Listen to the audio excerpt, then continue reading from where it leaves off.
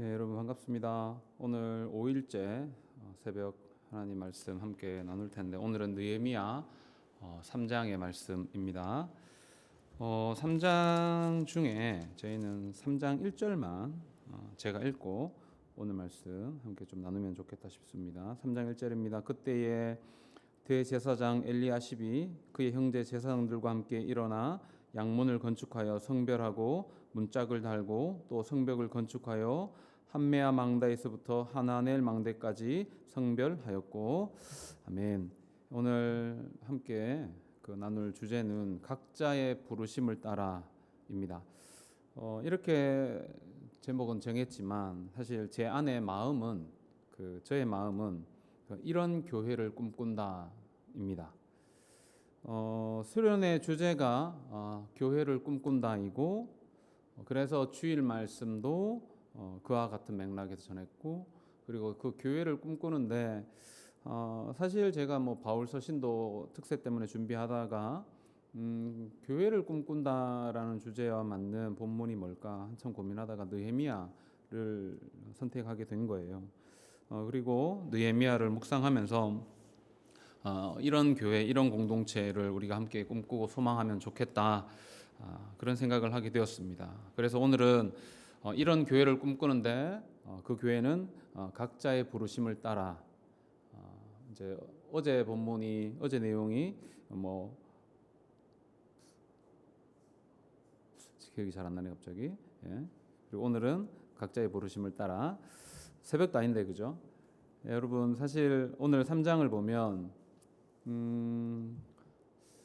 우리가 사실 성경을 읽다 보면 이렇게 스킵하는 본문들이 있어요. 읽지 않고 넘어가는 그 본문 중에 하나가 오늘 느헤미야 3장이지 않을까. 의미를 찾기가 참 쉽지 않아요. 3장 1절 한번 보실래요?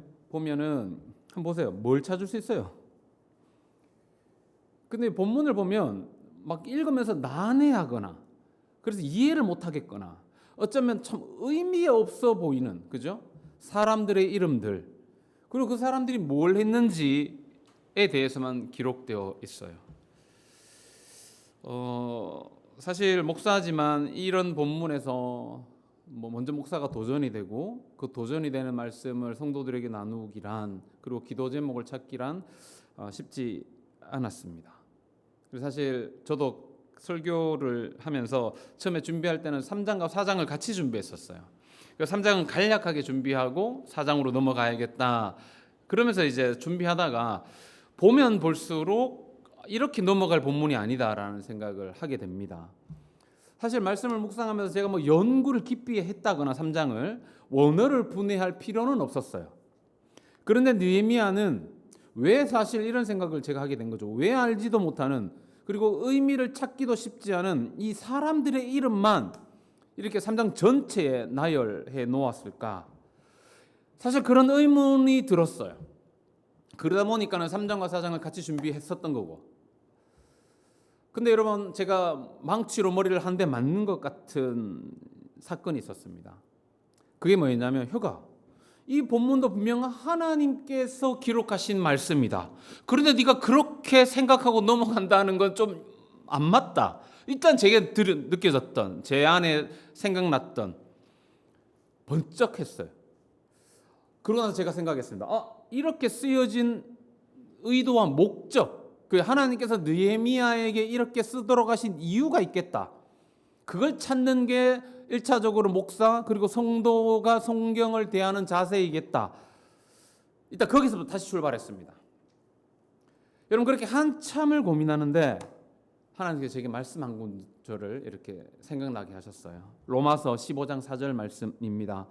여러분 찾을 수 있으면 찾으시고 아니면 제가 읽어드립니다. 15장 4절입니다. 자, 잘 들으세요. 무엇이든지 전에 기록된 바는 우리의 교훈을 위하여 기록된 것이니 우리로 하여금 인내로 또는 성경의 위로로 소망을 가지게 함이니라. 이 말씀 보는데 이 하나님이 제게 말씀 정확하게 했어요. 전에 기록된 바가 뭔 줄 알아? 그건 구약 성경이야. 근데 구약 성경은 교훈을 위해 기록됐대.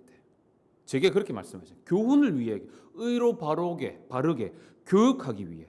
하나님께서 그렇게 말씀하시고 난 이후에 또 하나의 말씀을 주셨어요.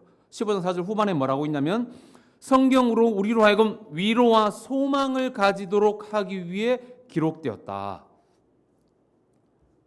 그러면 이제 제가 이 말씀을 통해 먼저 교훈을 받아야 되고 제게 위로와 소망이 되어야 하잖아요. 근데 여러분 이게 참 쉽지 않더라고.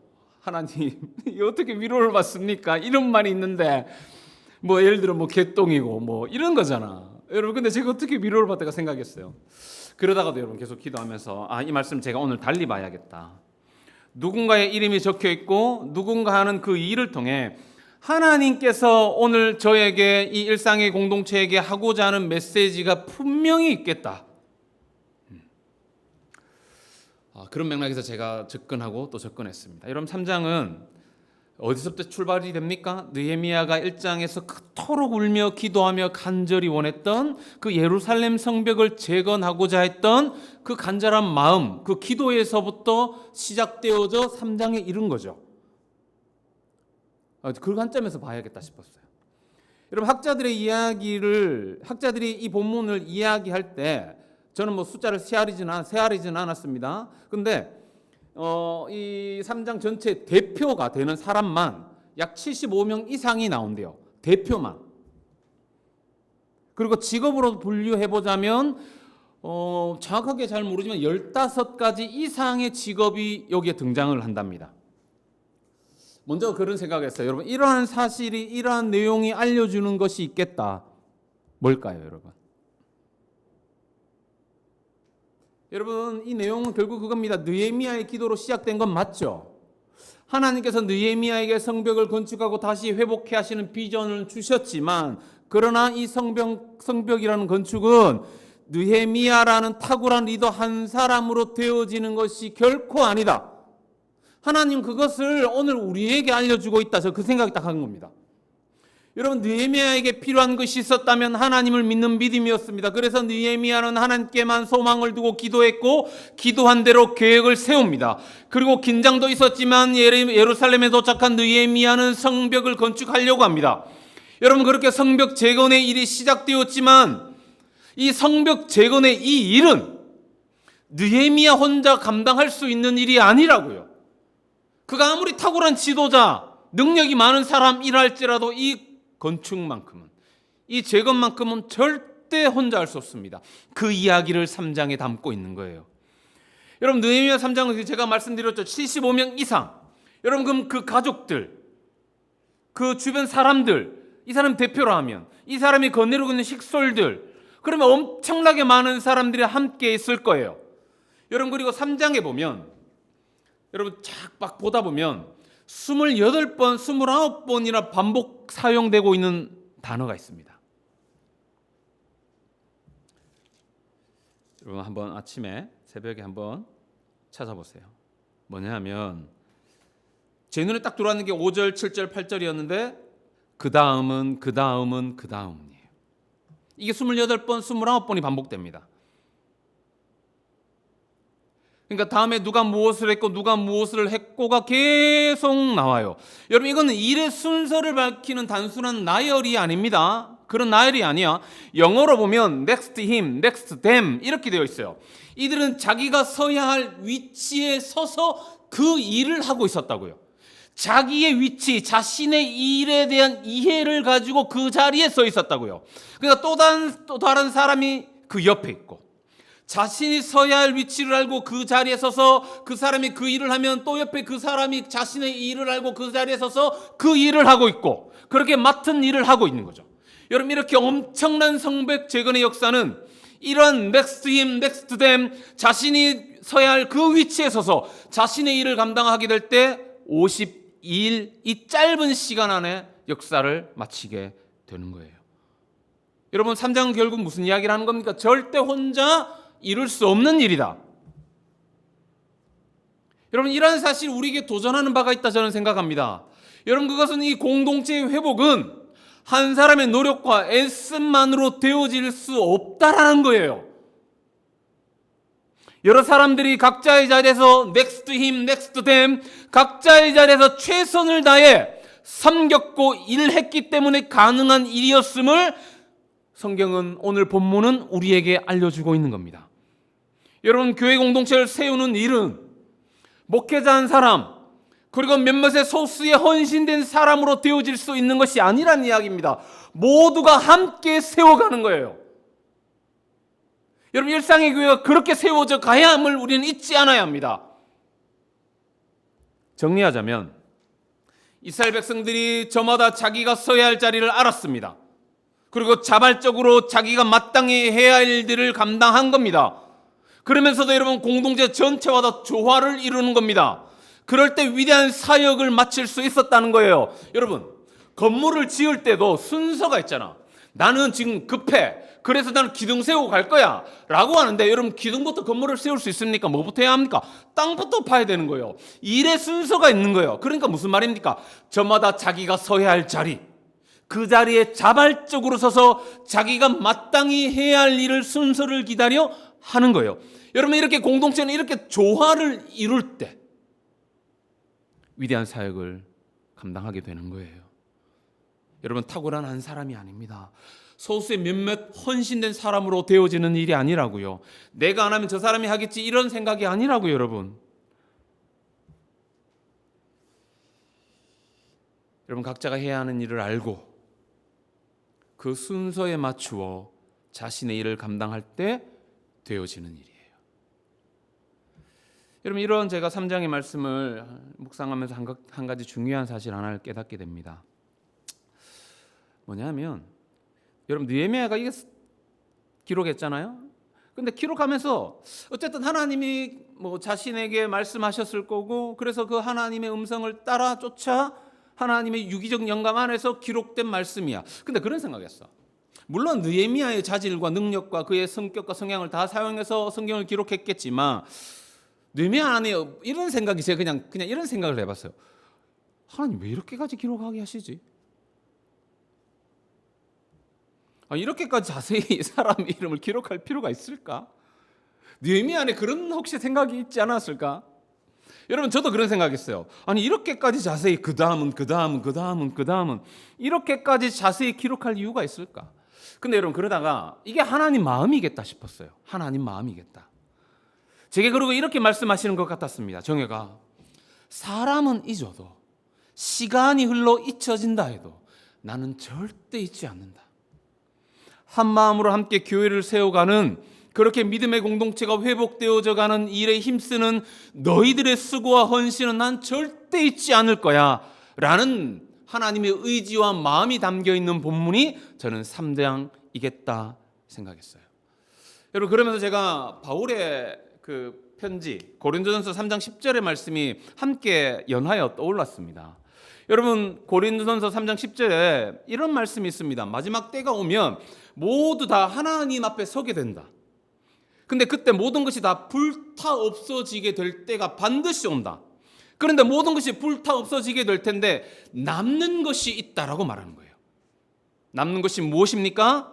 여러분, 바울은 이렇게 말합니다. 하나님 나라 백성으로 살았던 그런 삶, 하나님의 뜻을 알고 순종했던, 하나님을 사랑하고 살았던, 공동체를 위해 살았던 그 시간과 마음과 기도, 이러한 것들이 남는다라고 말하는 거예요.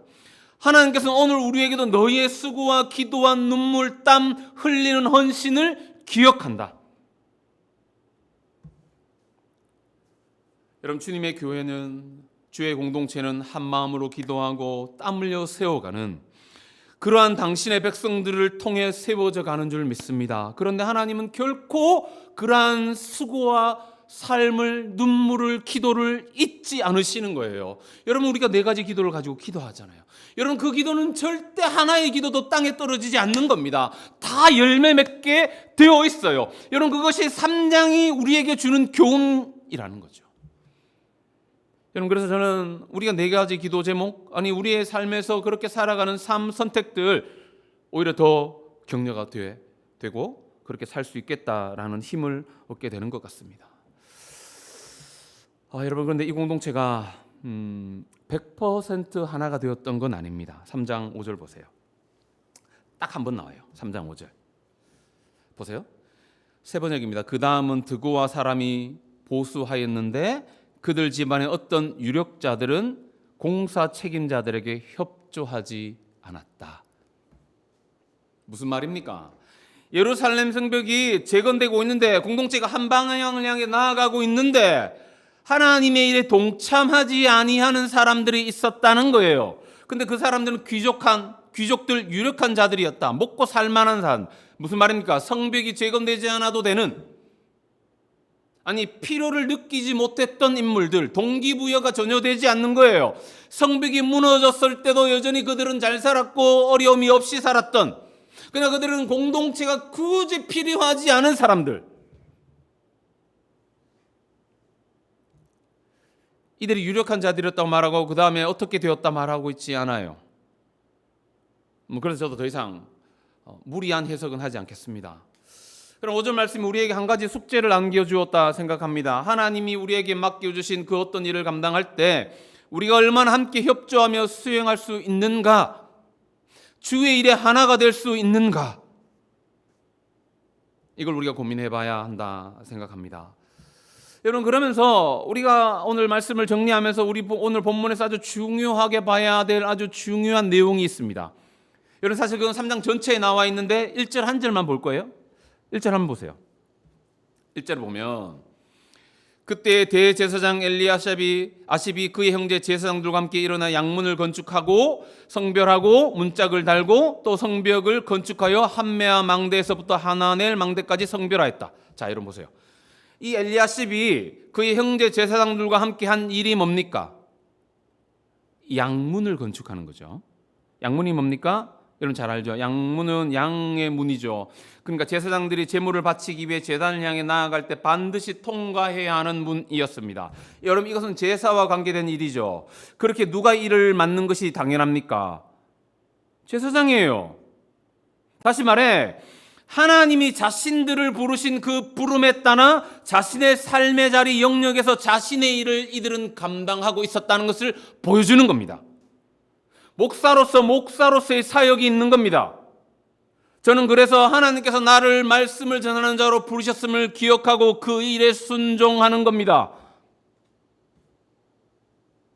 여러분, 하나님께서 나를 어떤 일을 하는 자로 부르셨는가 하는 질문을 해볼 수 있어야 돼요. 이 공동체 가운데 나의 일상의 자리에서 나는 그리스도인으로서, 하나님 나라 백성으로서, 여러분, 이들은 자신이 공동체 안에서 해야 하는 일을 정확하게 알았어요. 자신이 일을 감당하는데 어떤 일을 감당해야 하는지를 압니다. 여러분, 이렇게 공동체는 세워지는 거예요. 각자의 부르심을 따라 그들이 삶의 자리에서 그 일을 행할 때 그 공동체가 세워지는 거예요. 여러분, 그러니까 제사장은 제사장의 일을 감당하는 겁니다. 그 이야기를 보여주고 있는 책이 3장이라고요. 여러분, 말씀을 묵상하면서 이런 생각을 하게 됩니다. 성벽을 재건하는 일이 쉬운 일은 아니었을 겁니다. 공동체가 세워지는 것도 정말 쉬운 일은 아닙니다. 그러나 불가능한 일은 아니라는 거예요. 오늘날 교회가 세워지고 그 세워진 교회가 건강한 교회로 자라가는 것은 정말 어려운 일임에 틀림없습니다. 분명은 어려운 일이지만, 그러나 자기가 지금의 삶의 자리에서 부르심을 따라 살아간다면 여러분, 그 일은 불가능한 일은 아닙니다. 여러분, 오늘 우리를 부르신 부름의 삶은 어떤 삶입니까?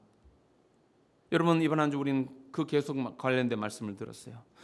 여러분, 하나님 우리를 일을 잘하는 사람이 아니라 각자의 자리에서 하나님과 친밀한 사귐의 교제를 나누고 누리며 사는 자로 부르셨다는 것을 잊지 않았으면 좋겠습니다.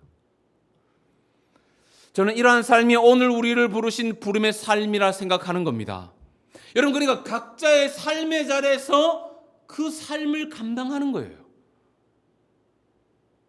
마치 이스라엘이 성벽을 세우기 위해 매일매일 자신의 현장에서 벽돌을 쌓았듯이 말입니다. 여러분, 그렇게 사는 지체들로 인해서 공동체는 진짜 부흥을 경험하게 되는 겁니다. 그렇게 공동체는 세워지는 거예요. 여러분, 이렇게 각자의 자리에서 부르심을 따라 살아가게 될 때 서로에게 가장 큰 격려가 되는 겁니다. 여러분, 옆에서 벽돌 땀 흘리며 막 쌓고 있는 겁니다. 여러분, 그럼 옆에 있는 사람들이 도전이 될까요, 안 될까요? 격려가 될까요, 안 될까요? 여러분, 우리가 지금 일상에서 뭐 하고 있습니까? 여러분, 저는 영상을 보고 그걸 단톡에 올려라 한 번도 말한 적이 없어요. 그건 임원들 안에서 결정하고 공동체가 함께 했으면 좋겠다 한 겁니다. 여러분, 그런데 보세요. 지체들이 그렇게 올릴 때 여러분, 지체들이 도전받지 않겠습니까? 격려받지 않겠습니까? 그리고 나누는 글들을 보며 위로와 도전을 받지 않겠습니까? 여러분, 이렇게 공동체는 세워지는 거라고요. 각자 자리에서 땀 흘리며 벽돌을 쌓았던 것처럼 우리는 우리의 일상에서 그 말씀의 벽돌을 쌓는 거예요. 하나님과 교제의 벽돌을 쌓는 겁니다. 그럴 때 공동체는 진짜 부흥을 경험하게 되는 거예요. 그렇게 살 때 내가 하나님 앞에서 최선을 다해 하나님과 사귐의 교제 안으로 들어가게 될 때 여러분, 그것이 다른 이들에게 진짜 격려가 되는 거라고요. 여러분, 이렇게 공동체가 세워질 때 우리에게 유익은 뭘까요? 내게 주어진 유익은 뭘까요? 여러분, 그렇게 공동체가 세워져 갈 때 우리에게 주시는 유익이 있다고요. 여러분, 3장 20절부터 한번 보세요. 그죠? 이게 참 말씀을 포기하지 않고 본다면 이런 은혜를 누리는 거예요. 여러분 보세요. 참 위로를 많이 받았습니다. 3장 20절부터 30절까지 보면 반복되어지는 단어가 계속 나옵니다. 20절 보세요. 이런 말씀이 있습니다. 엘리야십의 집 문에 이르렀다. 자, 시간 관계에서 좀 더 빨리 해볼게요. 21절에 보니까 엘리야십의 집 문 모퉁이에 이르렀다. 23절에 보니까 베냐민과 핫숲이 자기 집 맞은편 부분을 중수하였다. 24절 아사라의 집에서부터 28절 제사장들이 각각 자기 집과 마주대한 부분을 중수했다. 29절 자기 집과 마주대한 부분을 중수했다. 30절 자기의 방과 마주대한. 무슨 이야기입니까, 여러분? 여러분, 이들은 뭘 했어요? 예루살렘 성벽을 열심히 재건한 것밖에 없어요. 그런데 여러분, 결국 이 일이 자기들의 집을 지키고 세우는 일이었다는 것을 하나님은 이들에게 알려주고 있는 겁니다. 여러분, 제가 지금 하는 말이 공동체가 우선이니 교회를 위해서만 열심히 살라 그 이야기하고 있는 게 절대 아닙니다. 마태복음 6장 33절에 보면 너희는 먼저 그의 나라와 그의 의를 구하라 그리하면 이 모든 것을 너희에게 더하시리라. 우리는 이 말씀의 진정한 의미를 알아야 하는 겁니다. 그래야 오늘 이 느헤미야 이 3장의 말씀의 의미를 알게 되는 거예요. 여러분, 마태복음 6장 33절 이 말씀은 지금의 삶의 자리에서 하나님의 말씀과 다스림을 따라 살다 보면 우리의 일상에서 먹는 것과 입는 것과 사는 것 등 삶의 여러 다양한 어려운 문제를 만나기도 할 텐데 그때 뭐하라? 그때 그의 나라와 그의 의를 구하라. 그 말씀이에요. 여러분, 그러니까 그의 나라와 그의 의를 구하라는 말씀은 먹고 입고 사는 여러 다양한 상황과 문제들 앞에서 나는 하나님의 다스림 가운데 살아가는 하나님 나라의 백성이라는 사실, 하나님께서 공중의 새와 들의 백합화를 먹이시고 입히시듯 당신의 백성들을 반드시 책임져 주실 의로우신 하나님 되신다는 것을 기억하라. 그 말씀입니다. 그러니까 주님께서 그의 의를 구하라는 이 말씀은 우리를 위해 아들까지도 아끼지 않으시고 십자가에 내어놓으신 하나님께서 지금까지도 나를 지키시고 보호하셨다면 저와 여러분을 반드시 지키시고 입히시고 먹이시고 책임져 주시겠다는 뜻에서 주님은 먼저 그의 나라와 그의 의를 구하라 말씀하는 겁니다. 여러분, 느헤미야 3장은 이러한 사실을 보여주고 있는 거예요. 내일의 의식주의 문제에 대한 염려가 들거든 여러분, 뒤에 이제 그런 일이 실제로 나타납니다. 염려가 들거든 염려를 하는 대신 먼저 하나님의 나라, 하나님의 다스림, 하나님의 통치를 소망하라는 겁니다. 하나님의 나라에서 하나님의 나라가 의가 어떻게 작동되는지를 생각해 보라는 겁니다. 느헤미야 3장은 하나님을 소망하며 사는 그 가정과 그 삶을 하나님께서 반드시 책임져 주실 거다. 그 집을 반드시 보호해 주실 것이라는 약속의 말씀. 우리는 이 사실을 어떻게 확신할 수 있는 겁니까? 우리는 이 하나님의 약속을 십자가에서 확인할 수 있는 겁니다. 로마서 8장 32절 자기의 아들을 아끼지 아니하시고 우리 모든 사람을 위하여 내어주신 이가 어찌 그 아들과 함께 모든 것을 우리에게 주시지 아니하겠느냐.